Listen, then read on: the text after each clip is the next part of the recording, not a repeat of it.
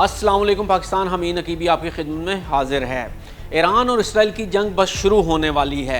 Israel किसी भी वक्त ईरान पर हमला कर सकता है और अगर ये हुआ तो सिर्फ मशरिक़ वस्ता नहीं, पाकिस्तान, चीन, अफ़गानिस्तान, पूरी दुनिया हिल जाएगी। हाल ही में खुफिया ज़राए के मुताबिक इसराइल ने ईरान पर हमले की तमाम तैयारियां मुकम्मल कर ली हैं और दूसरी तरफ ईरान ने भी खामोशी से इसराइल की एटमी तनसीबात के खुफिया मंसूबों की फ़ाइलें चुरा ली हैं। ये सिर्फ खुफिया जंग नहीं, ये साइबर वार, ड्रोन हमले और एटमी तनसीबात की तबाही का मंसूबा है। इसराइल के दिफाई वज़ीर ने इशारा दे दिया है कि वक्त आ गया है और ईरानी पासदारान इनकलाब ने भी धमकी दे दी है कि अगर हमला हुआ तो तल अबीब को राख का ढेर बना देंगे।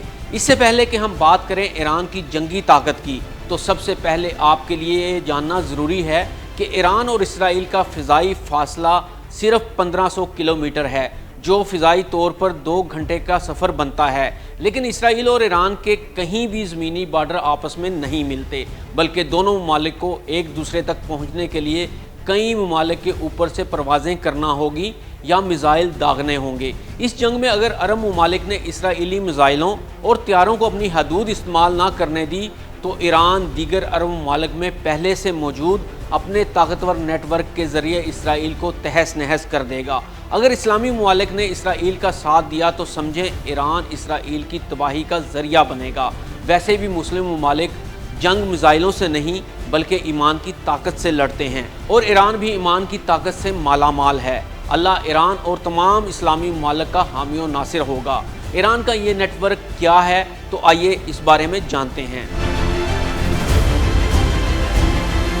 ईरान के पास लुबनान में हिजबुल्लाह, यमन में हौसी, इराक और शाम में मलेशियाज़ का नेटवर्क भी मौजूद है।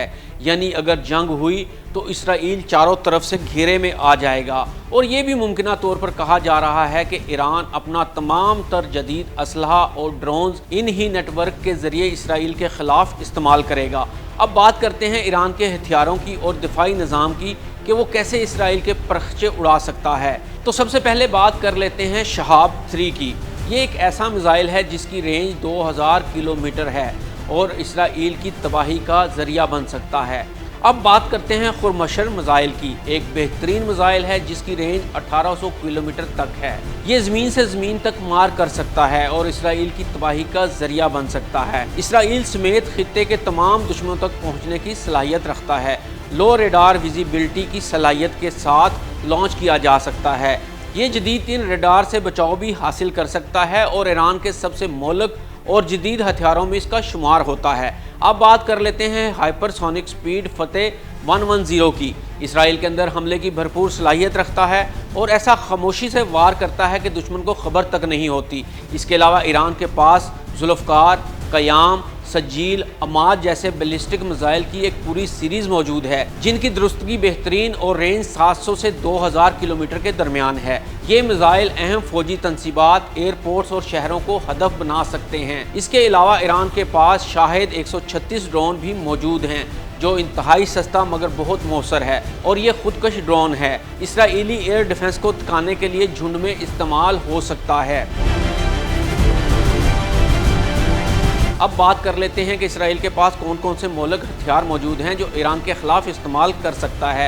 यर्को 3 मिज़ाइल इसराइल का जदीद मिज़ाइल है जिसकी रेंज 6500 किलोमीटर है।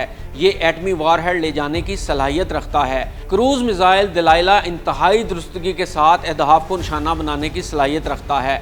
इसराइल के पास भी जदीद क्रूज़ मिज़ाइल दलाइला, दुनिया का सबसे ताकतवर आयरन डोम और एरो 3 मिज़ाइल सिस्टम मौजूद है। इसराइल के पास अमेरिका की टेक्नोलॉजी और माहिर पायलट्स हैं जो ईरानी जौहरी प्लांट्स के लिए ख़तरा बन सकते हैं। अगर ईरान मुकम्मल हमला करे, ख़ास तौर पर बड़े पैमाने पर बैलिस्टिक मिज़ाइल और ड्रोन से, तो इसराइल में शहरी और फौजी सतह पर बड़ी तबाही हो सकती है। इन हमलों से ख़ास तौर पर इसराइल का दिफाई निज़ाम ओवरलोड हो जाएगा और ये जवाबी वार की सलाहियत के काबिल नहीं रहेंगे क्योंकि भरपूर हमले के बायस इसराइल सिर्फ अपना दिफा कर रहा होगा। अल्लाह ताला ईरान को फ़तह नसीब करे ताकि गज़ा के लोगों के दुख कम हो सकें। हमीन नकीबी को इजाज़त दीजिए। अल्लाह हाफ़िज़।